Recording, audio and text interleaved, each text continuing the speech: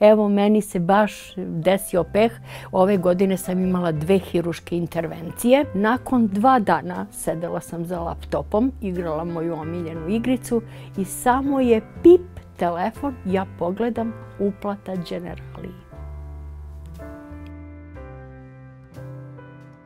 Ja sam Nada Mijatović, dolazim iz Majdanpeka, imam 63 godine, sada sam penzioner i baka jedne prelepe devojčice. Zato što potičem iz porodice koja je uvek vodila računa o osiguranju imovine i lica, a sem toga bila sam dugo zaposlena u pravosuđu i imala sam i tamo kolektivno osiguranje baš kod Generalija. Najviše mi je odgovaralo kombinovano osiguranje. Znači osiguranje stana i svoje životno osiguranje i osiguranje ćerke. Ja sam zaista bila presrećna zato što sam godinama, baš dugo sam plaćala Generali osiguranje i ništa mi se nije desilo. Međutim, evo, meni se baš desio peh.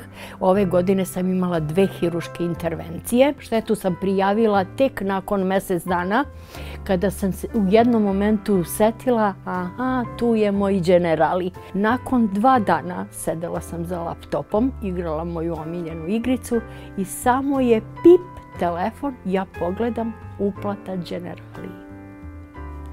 Želela sam da budem jednostavno sigurna i mirna. U poslednje vreme su počele jake elementarne nepogode.